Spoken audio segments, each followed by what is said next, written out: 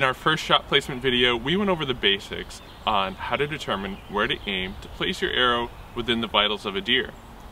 In this second video, we're going to go over some advanced considerations when you're choosing your aiming point. Now, one of the first things we want to talk about is steep shooting angles. This could be, a steep downhill shot, or more typically, out of a tree stand. Here we have 3 arrows that I shot into this target with the same aiming point, but shot from different distances out of a tree stand. We have 1 arrow, this red one here, which was shot from about 20 yards. Then we shot another one from about 10, another one right at the base of the tree, 3 or 4 yards away from the base of the tree. And as you can see, the angle of the shot steepened greatly. On the entrance side, it looks like the shot placement is good. It looks like you would have hit this long. But as we talked about in the other one, the exit hole is just as important as where the arrow enters. And on these you can see exactly where these exit.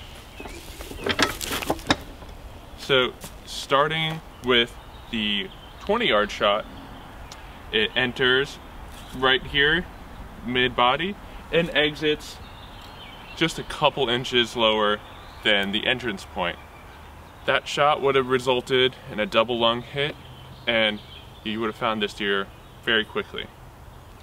On the 10-yard shot, you can see with that same aiming point, it's exiting much lower. It's going to exit pretty close to the center line on the opposite side. This shot, you might have only gotten 1 lung. You might have gotten lucky and clipped the heart. But if you really want to be more successful, you would aim higher so you catch the top of the lung coming in, and you're guaranteed to hit that second lung on the way out. Same thing for the much closer shot. You can see the steep angle. While you might have hit this first lung, this arrow is actually exiting on the same side right here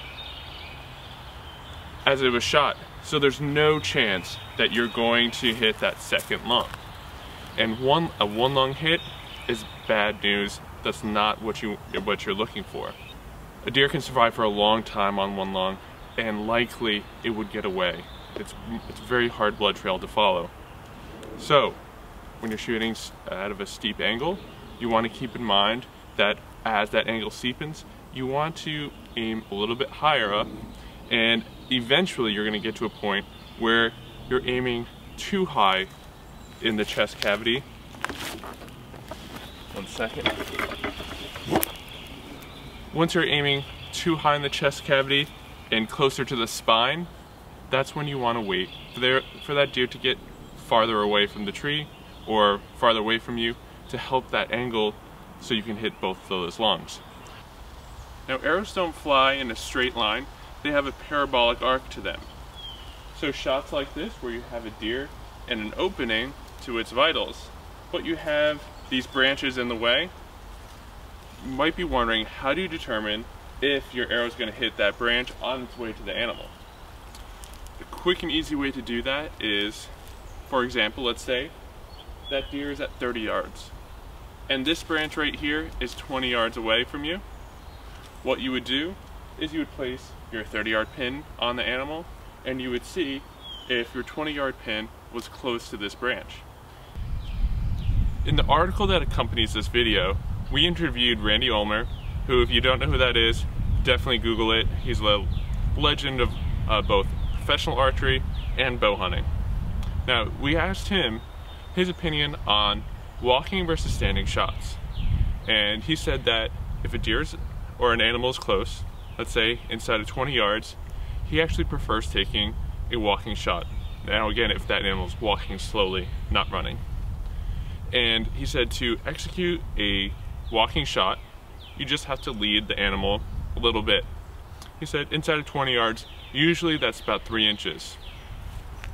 So if this is where your normal aiming point, you would aim 3 inches in the direction it's walking, and that usually places you right along the crease where that shoulder blade meets the ribs. The most important thing with all these shot placement principles is that you practice them.